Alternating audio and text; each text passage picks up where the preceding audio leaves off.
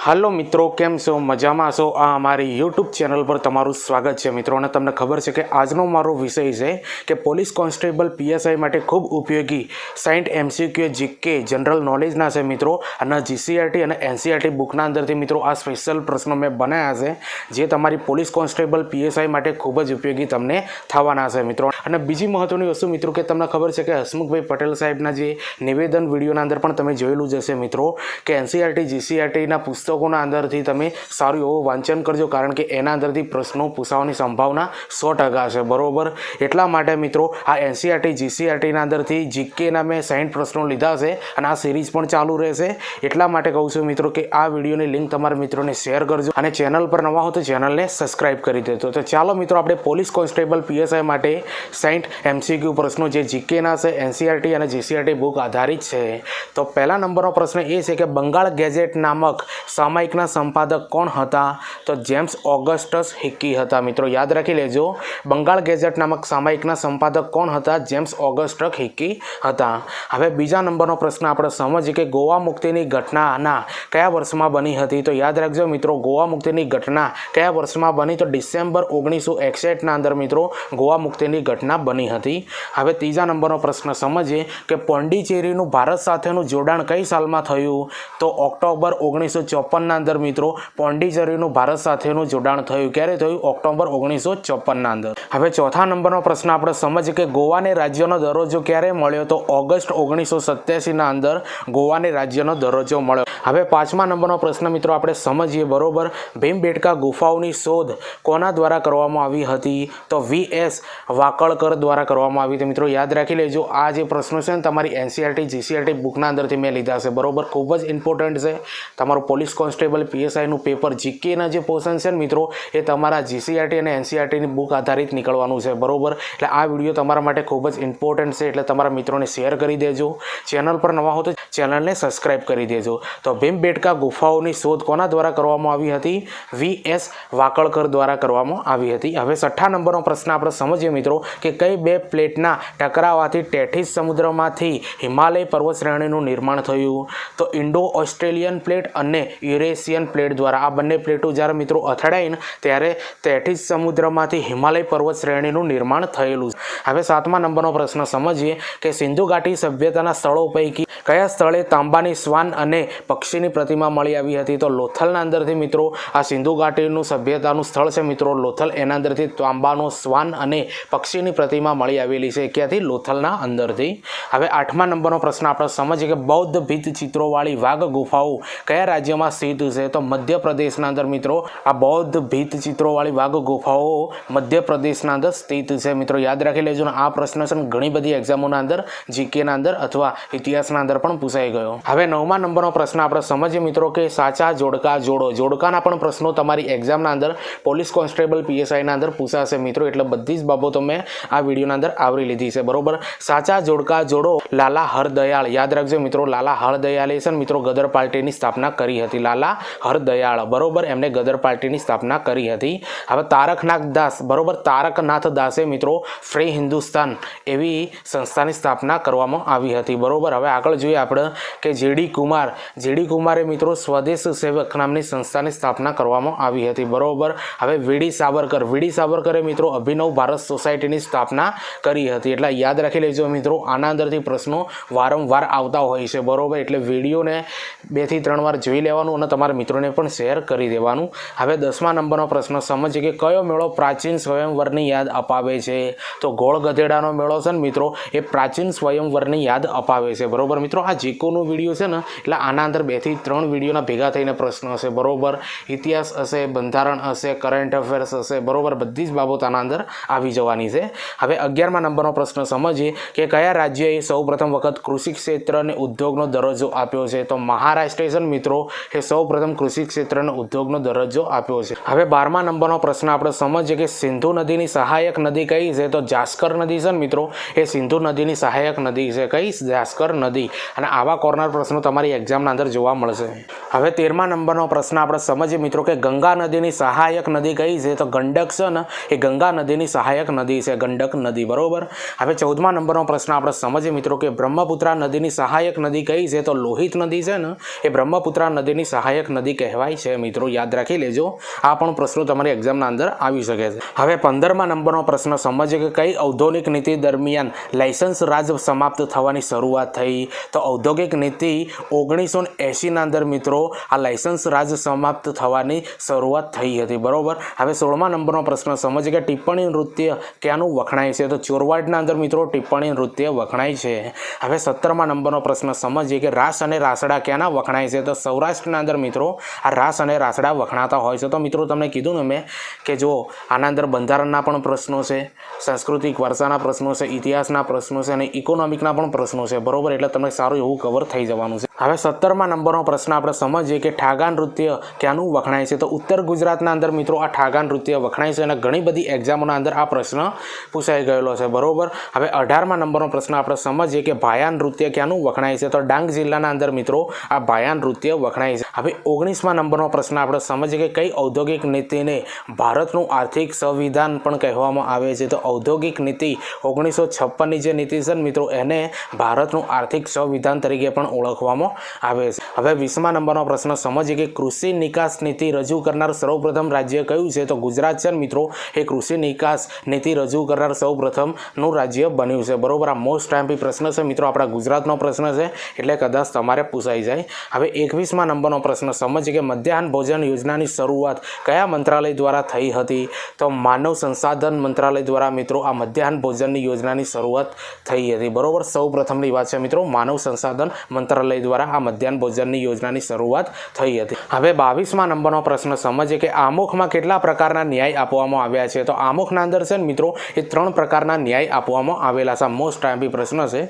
હવે 23મા નંબરનો પ્રશ્ન સમજીએ કે કેટલા રાષ્ટ્રો યુરોપિયન યુનિયનની રચના કરે છે? તો યાદ રાખજો મિત્રો 27 રાષ્ટ્રો છે ને એ યુરોપિયન યુનિયનની રચના કરે છે. કેટલા રાષ્ટ્રો? 27 રાષ્ટ્રો. હવે 24મા નંબરનો પ્રશ્ન સમજીએ કે વિશ્વ હવામાન સંસ્થા અનુસાર કયું વર્ષ અત્યાર સુધીનું સૌથી ગરમ વર્ષ હતું? તો 2023 છે મિત્રો એ અત્યાર સુધીનું સૌથી ગરમ વર્ષ જાહેર થયું છે. બરોબર, વિશ્વ હવામાન સંસ્થા દ્વારા. આમ જોવા જો તો મિત્રો આ ફેરાની ગરમી જે છે ને ખૂબ ડેન્જર છે. બરોબર, આમ તો જોઈએ તો 2024 પણ ખૂબ ગરમ વર્ષ કહેવાય છે. હવે એ પ્રશ્ન આગળ ચેન્જ થશે તો એના અંદર એડ થઈ જશે. હવે 25મા નંબરનો પ્રશ્ન સમજીએ કે પશ્ચિમે તરફે વહેતા પ્રવાહ ધરાવતી નદીઓના લંબાઈના ઘટનાક્રમને ધ્યાનમાં રાખીને સાચા ક્રમના અંદર ગોઠવો. તો આ રીતના પ્રશ્નો છે ને મિત્રો આ તમારી પોલીસ કોન્સ્ટેબલના અંદર 100% પૂછાશે. બરોબર, જે પ્રવાહના અંદર વહેતી હોય નદીઓ એને ક્રમના અંદર ગોઠવો, લંબાઈની દ્રષ્ટિએ કેટલી મોટી છે એ રીતના પણ એને ક્રમના અંદર ગોઠવો. આવા પ્રશ્નો તમારી પોલીસ કોન્સ્ટેબલના અંદર આવશે. એટલા માટે 2-3 પ્રશ્નો મેં આવા લઈ લીધા છે. પ્રશ્નને એકવાર સમજી લો મિત્રો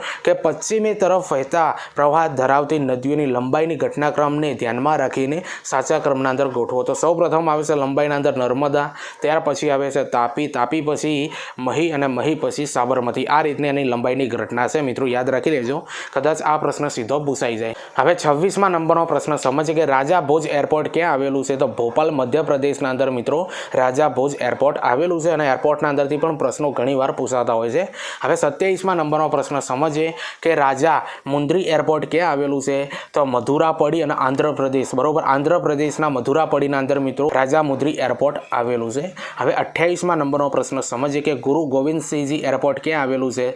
તો ગુરુ ગોવિંદસિંહજી એરપોર્ટ છે ને મિત્રો મહારાષ્ટ્રના નાંદોદના અંદર આવેલું છે. બરોબર, મહારાષ્ટ્રના નાંદોદના અંદર. હવે 29મા નંબરનો પ્રશ્ન સમજીએ કે વીર સાવરકર એરપોર્ટ ક્યાં આવેલું છે? તો પોર્ટ બ્લેયરના અંદર આવેલું છે. મિત્રો યાદ રાખી લેજો, પોર્ટ બ્લેયરના અંદર આ વીર સાવરકર એરપોર્ટ આવેલું છે. અને 30મા નંબરનો પ્રશ્ન આપણે સમજીએ કે ભારતીય સ્ટાર્ટઅપનું નામ આપો જેણે single piece 3D printed engine સાથે વિશ્વનું પ્રથમ રોકેટ લોન્ચ કર્યું. તો અગ્નિકુલ કોસ્મોસ. યાદ રાખી લેજો મિત્રો, મોસ્ટ એમપી પ્રશ્ન છે. બરોબર, જીકેનો પ્રશ્ન છે અને કરંટનો પણ પ્રશ્ન છે, કદાચ તમારે પૂછાઈ જાય. બરોબર, એકવાર ફરીથી પ્રશ્નને જોઈ લો કે ભારતીય સ્ટાર્ટઅપનું નામ આપો જેણે single piece 3D printed engine સાથે વિશ્વનું પ્રથમ રોકેટ લોન્ચ કર્યું. અગ્નિકુલ કોસ્મોસ તરીકે આને ઓળખવામાં આવે છે. બરોબર, તો મિત્રો આ 30 પ્રશ્નો તમને કેવા લાગ્યા? હજુ આગળ પ્રશ્નો બાકી છે મિત્રો. બરોબર, એના પહેલાં હું તમને થોડી માહિતી આપી દેવા માગું છું કે આપણે અગાઉ પોલીસ કોન્સ્ટેબલ PSI માટે મિત્રો આ વિષય ઉપર વિડીયો બનાવ્યા છે જે તમારે જોવા ખૂબ ઇમ્પોર્ટન્ટ છે અને તમારા મિત્રોને પણ શેર કરી દેજો. એકવાર જોઈ લો મિત્રો. બંધારણના અંદર મિત્રો મેં 3 વિડીયો બનાવ્યા છે, 50-50 MCQ ટેસ્ટવાળા છે. બરોબર, બરોબર,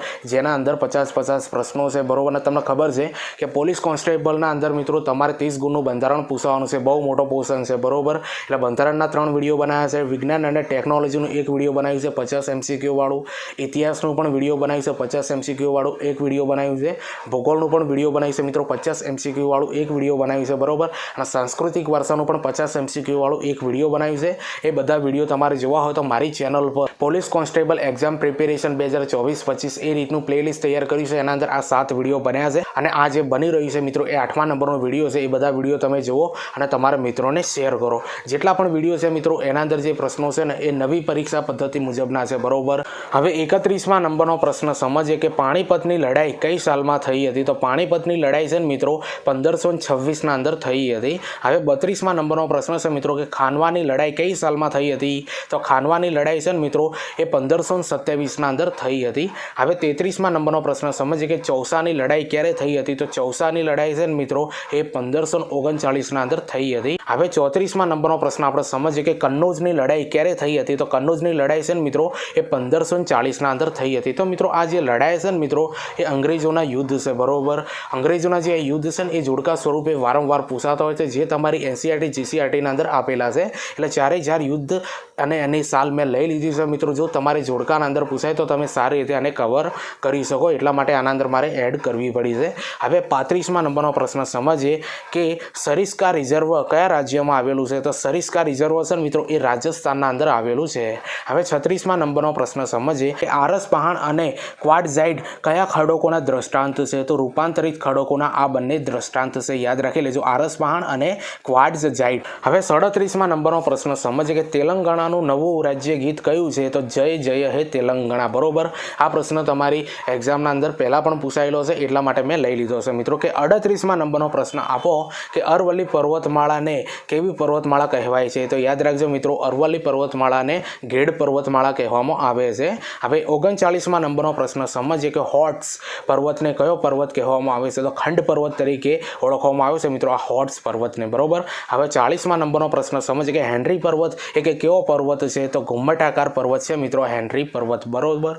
હવે 41મા નંબરનો પ્રશ્ન સમજીએ તો કિલીમાંજારો પર્વત કેવો પર્વત છે. તો સમાહિત પર્વત કહેવાય છે મિત્રો. સમાહિત પર્વત કોને કહેવાય ખબર? કે જે જ્વાળામુખીના ઉત્પન્નથી જે થઈને જે પર્વત બને ને એને સમાહિત પર્વત તરીકે ઓળખવામાં આવે છે બરોબર. આ એક એક્સ્ટ્રા માહિતી તમને આપી દીધી. હવે 42મા નંબરનો પ્રશ્ન સમજીએ કે મેરુ જ્યોત કયા આવરણમાં જોવા મળે છે. તો મેરુ જ્યોત છે મિત્રો એ ઉષ્માવરણના અંદર જોવા મળતી હોય છે. મોસ્ટ ટાઈપી પ્રશ્નો છે મિત્રો. હજુ પ્રશ્નો બાકી છે મિત્રો. આ પ્રશ્નો તમને કેવા લાગે એ કોમેન્ટના અંદર જરૂરથી બતાવજો. ચેનલ પર નવા હો તો ચેનલને સબસ્ક્રાઈબ કરી દેજો.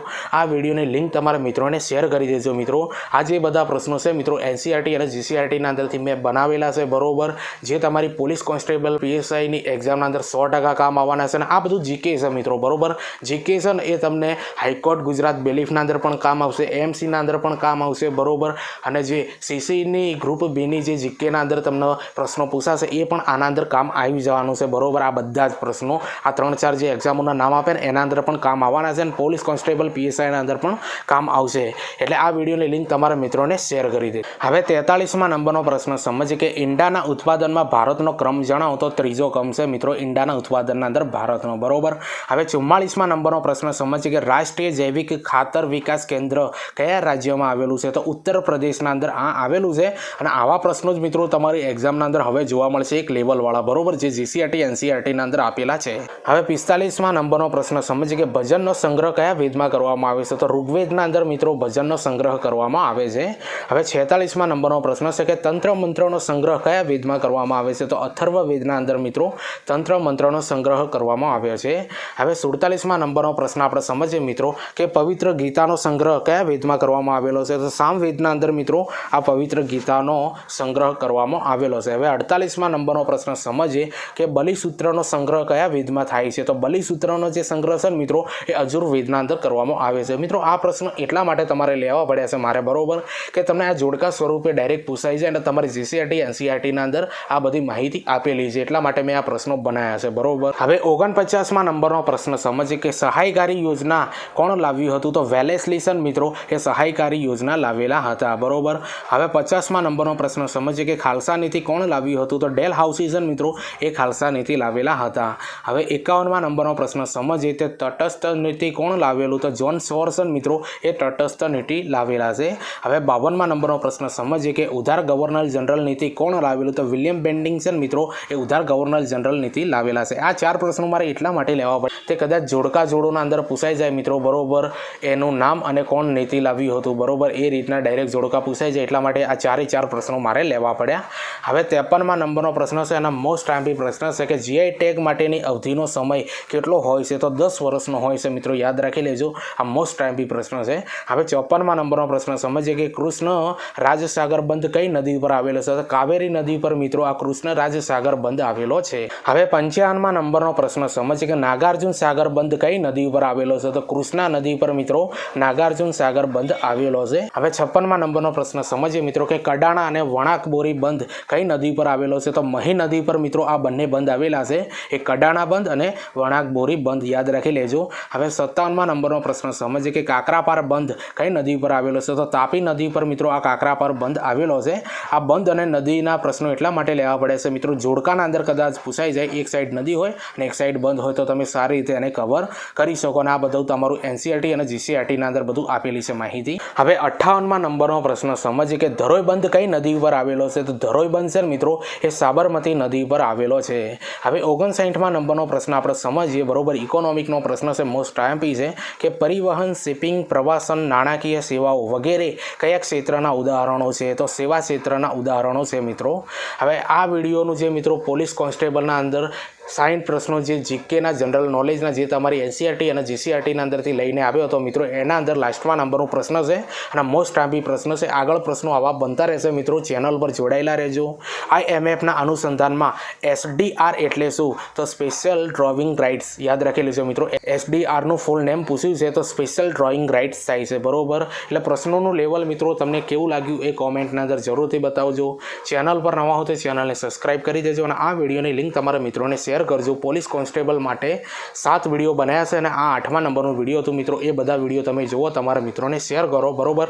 અને આપણી ટેલિગ્રામ ચેનલ છે ટીચિંગ અજય કરીને મિત્રો, એને જોઈન કરી દો, કારણ કે એના અંદર વિડીયોની અને આવનારી ભરતીઓની પોસ્ટ અપલોડ કરતો હોઉં છું, બરોબર। તો ચાલો મળીએ આપણે બીજા વિડીયોના અંદર।